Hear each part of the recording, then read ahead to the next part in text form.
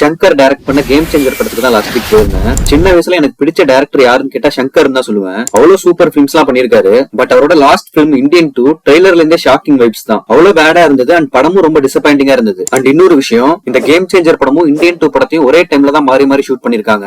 So பெருசா expectation இல்லாம தான் போனேன். கும்பகோணம் வாஸ் தியேட்டர்ல புக் பண்ணிருந்தேன். போனதும் எனக்கு ரெண்டு ஷாக்கு. ஃபர்ஸ்ட் சைக்கிளுக்குமே 20 rupees டோக்கன் போட்டிருந்தாங்க.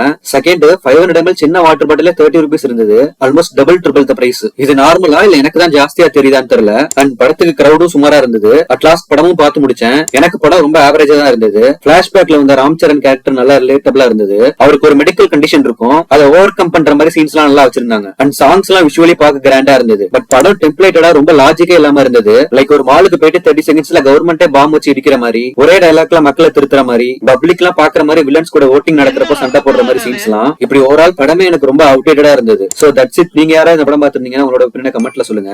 மீண்டும் வேற ஒரு வீடியோல சந்திப்போம்.